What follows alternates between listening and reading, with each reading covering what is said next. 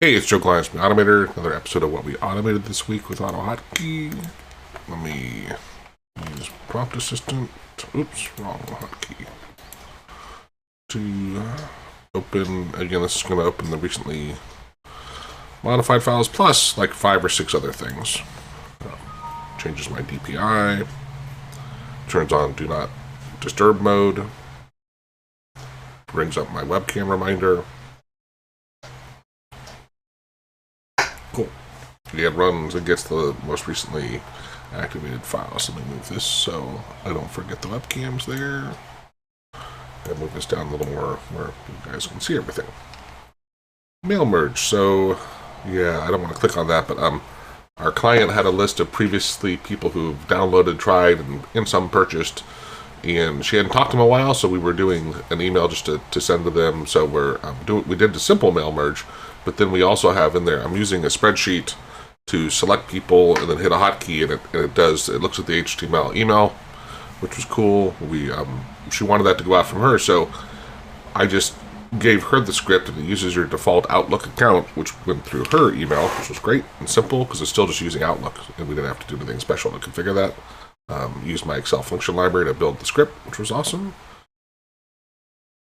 This is all client work. We actually had a issue with one of their scripts. We were automating a window. The program that we're automating was put together by apparently at least maybe up to 10 different programs over time, right? And they've been collapsed into one program. So it looks like one program, but the program is an aggregation of a lot of other programs, and so it behaves very wildly, and every time you switch between a different window, it literally kills the window, and you have to get the new HID, and even on a given window that's happening too, and it's really complicated. So we were having buttons on top of the GUI, but the problem was the thing behind it would change all the time, and it was really hard to make sure we were on the right page and change the buttons for the right page. And what Isaias finally did was we docked it instead of putting it on top of it, and that made it much easier because then we didn't care what window was actually visible at the time, because we were using it to make sure if you minimized it that the buttons that we put up there didn't stay.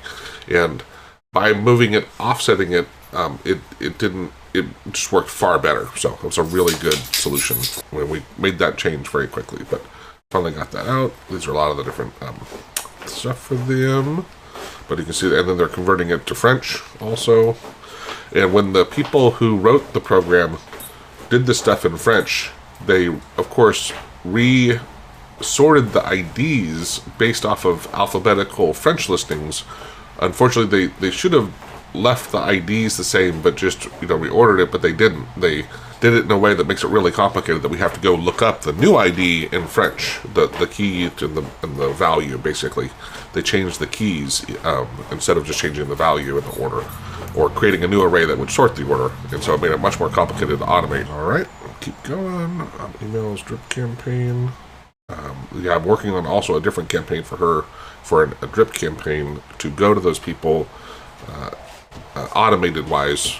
So that's another one we're working on. Danny, like I said, he's been doing a lot of stuff with AI. He's a radiologist doing his own stuff. And Isaias helps him every day for like an hour and a half-ish. And we're making an app for him. I think I mentioned this before, but you can hit a hotkey and talk, and it will write down your notes. Or you can select text and hit a hotkey, and it will take those and put them into your notes. And then it summarizes stuff every day and kind of aggregates it for you in your notes. So he's getting his own custom version built the way he wants it, but we have a version that we'll probably release ourselves, because it's not like it's a crazy powerful thing, but it's still kind of handy. So we've been doing that for him. Jeff is another client who we spend a lot of time with every afternoon. As is there with him, working stuff for him. Thomas apparently did some more stuff where he's got a great app that he sells over in Germany to lawyers. AJ, we had AJ from B2 LinkedIn. He bought a secondary. I put mine up. A secondary keyboard, and we wanted to use our app. And then we realized he actually had some V1 scripts, and so we were converting his V1 to V2, it was all Excel. So COM stayed the same, and it's a little tweak to how you connect to it. But he also had some that didn't actually hotkeys and things that didn't actually work. So we were going through and fixing them, and we had a call with him. But he's on a treadmill a lot, walking while he's working. And apparently when you're on the treadmill and you touch your Stream Deck, you can shock and kill your Stream Deck. And so he switched. He was tired of buying new Stream Decks because they're not cheap, right? And it just gets to be ridiculous when you have to buy multiple. So he switched over to using a secondary keyboard. And so he had asked a couple months ago if we had a tool that would make it easy to program them and have it. Of course, he still needs his 10 key to be independent of that. So we released a video, which I'll put the link to the tool, which will have the video on the tool. And we need to do a little more, because what we realized on that call with AJ was when you hit the secondary keyboard, we can map them separately, but we're still sending the keys, and AJ, wouldn't want that. So we need to make that tweak.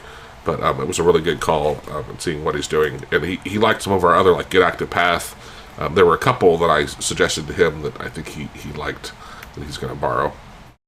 And the toggle between monitors, that was another great one that I use, and I think he'll like.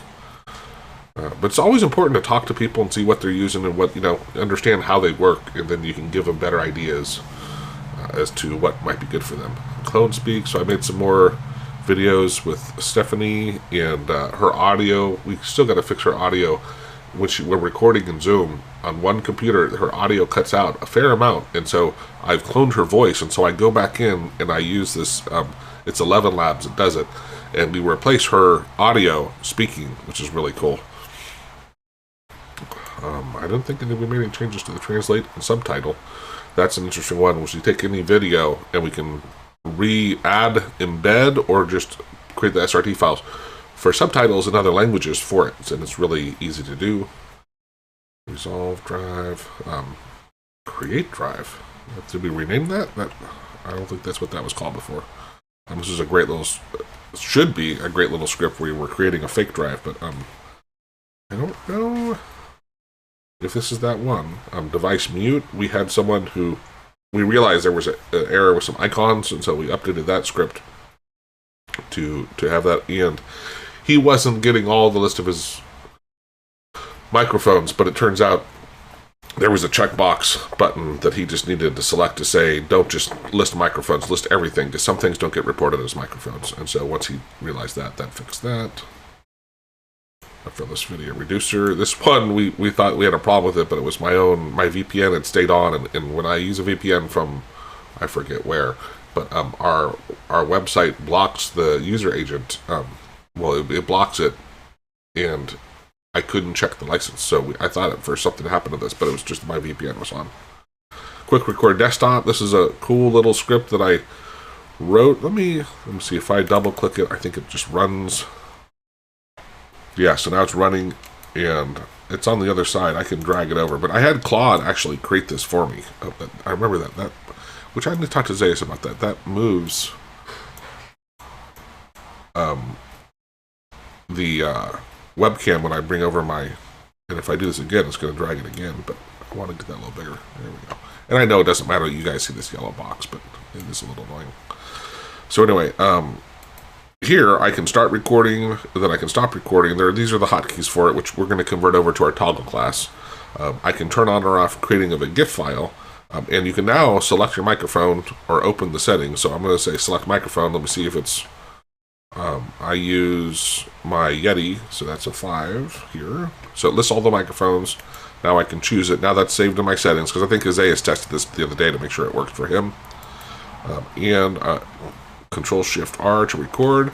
So I'm going to hit Control-Shift-R, and it's going to show you, there's like a countdown here telling you that it is there, and I'm going to record. This is actually recording right now using FFmpeg, and then when I hit stop Control-Shift-S, or I can go down to the system tray, it will stop,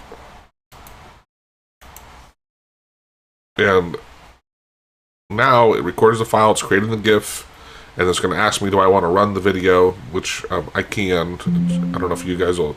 Yeah, no, I have the system audio on. You might hear it still, but I'm not going to talk here for a second. And I'm going to record. This is actually recording right now using FFmpeg. And then when I hit stop Control-Shift-S, or I can go down to the system tray, it will stop. So that was the video. I realized my music was playing, so I killed that. But yeah, it's a cool little script. Now, Claude did almost all of that. We did use our FFmpeg library and the notify class.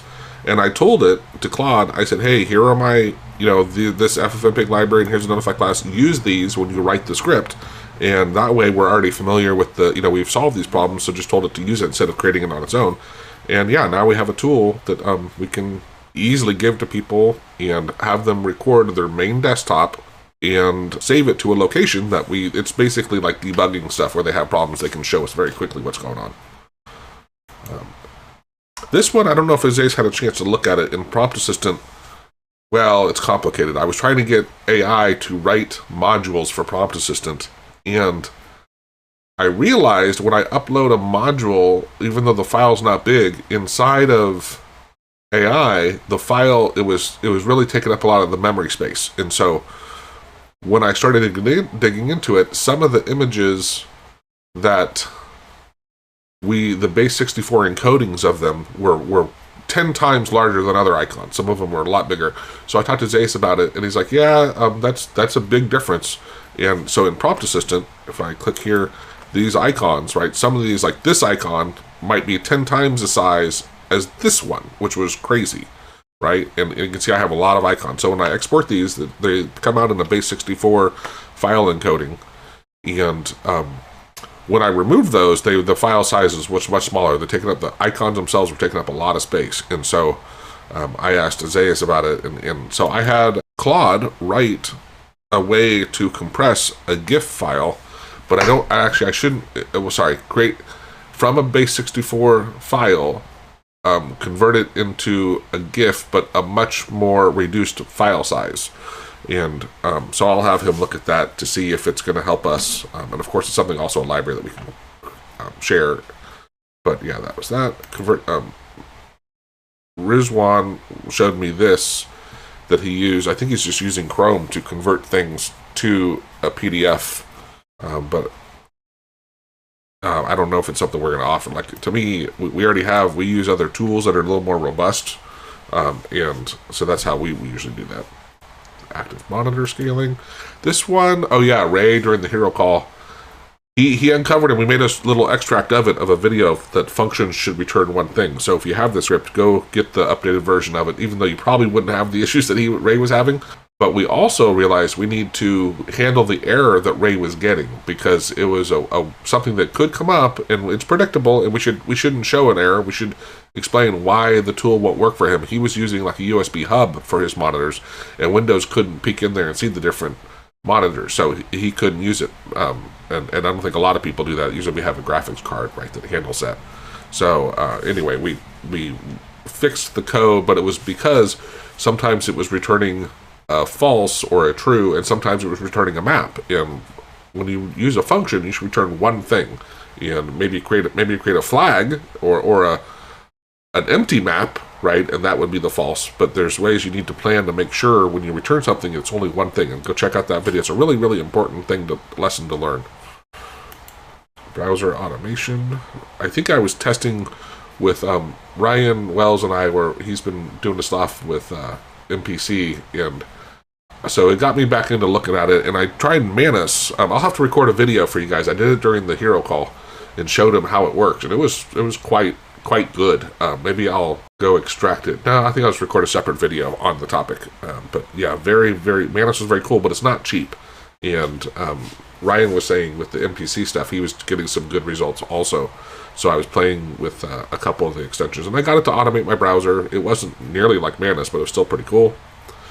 I've talked about this one before. It's my little helper for the newsletter that I have a template, and it makes it easy to put in. And in this one, I was putting in, I had a new one to put in an animated GIF, actually it's a mem that was generated, and I have a list of them. Randomly puts one into the newsletter for me. I still haven't finished it, been really busy, but at least I have, the code itself runs. I have a different script that runs and does it, but I want it as part of this tool, because I run this tool every week when I do the newsletter, and that way it's automatic when I don't have to run it separately. This one, we haven't released it yet or anything, but it allows me now where I can right-click on a script that's running. I don't even know what this is. Oh, that's my monitor. Great, that's good. Let me see if I want to right click and say edit. What it does is it opens cursor or VS Code, depending on which one you want. And it opens, this is hard, if you're not a cursor or VS Code, this is not going to make sense to you. But normally the file would be here. But what I do is I open the folder instead of the script, and then I can click on it. And there's some benefits of having it this way. One is if I close my editor and reopen it, this will stay open. Normally, cursor and VS Code only reopen things that you have as in like an Explorer window. And I've tried other things, but I couldn't get it to open just to edit something I have edited. It's just opens a file and not the folder. When you open the folder, it stays and stays sticky, and it amazes me that VS Code and Cursor doesn't do that, and prove me wrong if you know of a way to not to do this and have it stay open if you just edit the file. But yeah, that's basically what's going on there. So I think these are all just different versions of that thing that we were playing with. Screen banner? I'm surprised we updated that. Use compact mode. That's just a registry hack. Private clip share. That's we have clip share and then we have a private one, but I don't use that one anymore. Initially, we were having one that has it for just Isaias and Rizwan and Irfan and I, but I just used the main one. But I don't know if we've actually shared that one. I think it's probably ready. It allows you to have different people. You pick a shared folder, and you can sync the clipboard. You use it to sync your clipboard between the different computers. So I can copy and Irfan can paste, or vice versa, right? But we also embedded into it, because we know the computer names and stuff, you can message each other to it as well, which is interesting. A bit overkill. We probably should have kept that separate. But we use it, a fair amount with each other. Navigate to Google. So I think a simple menu. This one I've demonstrated simple text sender. We're really sad. It's just a simple, easy way to let people create a menu to send text. Read Telegram message. Huh. I didn't know anyone was working on that. You can toggle between monitors. I created a separate version because, let me see here. And I was going to talk to Zayas about it.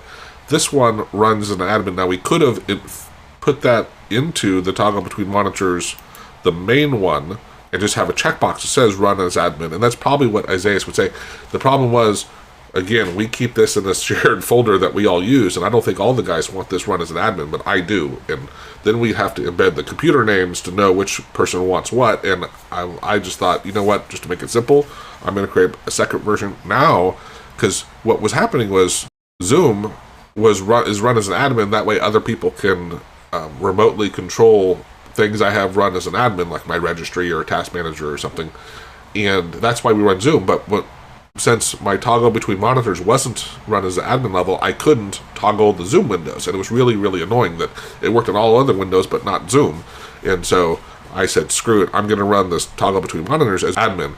Now I can press on a Zoom window and it throws it out of the way for me, which is what I wanted in the first place. I just made a very simple thing to do this. It's really, I should have called it like Joe's version and it's an admin, but I'll have to talk to Isaias about whether we should. It's really worth remembering the computer name. I know Irfan does it in some of our other scripts, like that clipboard share tool, and that way we all have separate hotkeys and separate preferences. But this is something we sell, and I just don't see other people really having that need. Anyway, hope you enjoyed that. It was 165 files, but obviously a lot of stuff was just different things we've been working on. And thanks for watching. If you learned something, like the video, it really helps us out. We do, our hero calls are really an awesome way to learn. We had some really great lectures this week. And again, I think I don't know if you guys are afraid of the time commitment. Of course, you can watch the videos whenever you want. You don't have to attend. But attending the calls and asking questions and bringing up what you're working on, you'll be amazed at how much you'll learn and how much easier it is. So I highly recommend you check it out. The first month is like $1.99 anyway, so it's pretty reasonably priced. That's it. Have a great day. Cheers.